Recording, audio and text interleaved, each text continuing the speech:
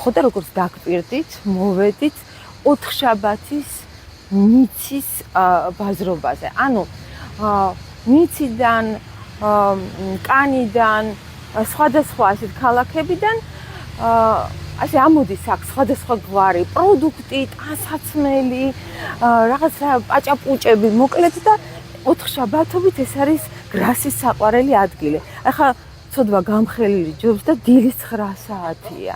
და ნუ დილის 9 საათზე წარმოიდგინეთ, ეს ყველა ნორმალს უნდა ეძინოს და აქ უკვე იწყება რაც ფრანგებისთვის არის, ნუ აი წარმოუდგენლად ნიშნულოვანი საუზმე, დილის საუზმე და მიდის მზადება და გემრიელობები და როგორ მინდა ახლა სურნელი შეიგრძნოთ, რა ხდება აქ. და უკვე იყრებებიან ადამიანები, რომლებიც ჭიქაყავას დალევენ, მერე წავლენ სამსახურში და ზოგადად მერე აუცილებლად ზღვაზე წავლენ და ფიქრობენ იმაზე, რა ბედნიერები არიან და რა მშვენიერია ცხოვრება. წამოდით დაგათვალიერებინოთ, რა იყიდება ასეთი ტიპის ბაზრობებზე. ეს არის ესეთი ჩვენ რასაც ვეძახით ჭინჭები, სხვადასხვა სახის და ამ ჭინჭების ყველაზე დიდი ფასი არის 25 евро. ლამაზები, კარგები და ნუ ალბათ მეტყვით, რომ აქ ყველაფერი გაცილებით იაფია ვიდრე საქართველოში და აუცილებლად დაგეთანხმებით. არის ისეთი რაღაცეები, რაც რეალურად გვიჩვენებს, რომ ევროპაში ბევრი რამე არის უფრო იაფი. გამომყევით და გაჩვენებთ, ვთხოვთ, უცებ ჩავიქროლებ და ესე ჭინჭები ძირითადად ეს არის ყველაფერი იტალიური, იმიტომ რომ კი ვამბობთ, რომ ამოდის პატარა ქალაქებიდან, ნიცადან, ასე ვთქვათ, კანიდან, მაგრამ ძირითადად ეს არის იტალიური გემრიელობები, იტალიური ტანსაცმელი და კიდევ სახლებიდანაც მოაქვთ რაღაცა ისეთ, რაც არ ჭირდებათ. მაგალითად, შეიძლება ისეთ საინტერესო ნივთებს წააწყდე, რომელსაც არ არის.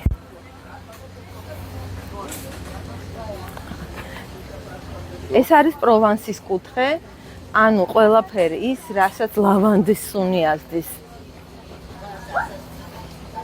და რაც არის ასეთი ლავანდის სურნელი.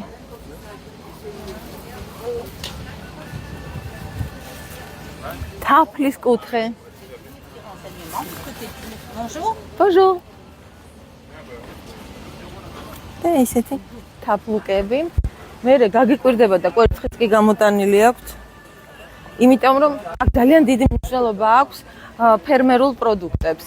და სხვადასხვა ჩვენთან ფრანგები პრაქტიკულად ფრანგები მყავს სიღნაღში და იმათ ვეუბნები ხოლმე რომ ჩვენც იგივეს ვაკეთებთ ფერმერულ საჭმელს ვთავაზობთ ანუ სოფლებიდან სიღნაღის სოფლებიდან გარშემო სოფლებიდან ამოგვაქვს საუზმისთვის გემრიელობები და იმიტომ ქვია სიღნაღში ჩემს ასე თქვა პატარა guest house villa provence ჩემ ფრანგებთან ერთად ამაქვს ეს ყველაფერი გაკეთებული და აი რაღაცა ალბათ გეცნობათ ცოტა სიღნაღური ვარიანტიც არის როცა ჩვენ ვცდილობთ ხოლმე გავაკეთოთ ესეთ სახალხო ზეიმები კონცერტები და ასე შემდეგ და აი ესე კიდე ბევრი პუჭუები მოკლედ ნელ-ნელა კიდევ გაგახარებთ ლამაზი საინტერესო ჩართვებით გრასის კოლგები ცალკე მშვენება მე არ ვიცი იცით აქაც იცის ქარით წვიმაც და ელჭექით მაგრამ როგორ აკავებენ აი ამ კოლგებს ვერ ხვდები თელ ქუჩებშია ესე მიმოფანტული და მთელი ქუჩები არის აი ესე სულ გრასის ვარდისფერი ნუ შერბურის არა მაგრამ კოლგები ალბათ ფრანგებისთვის ეს კოლგები მაინც რაღაცა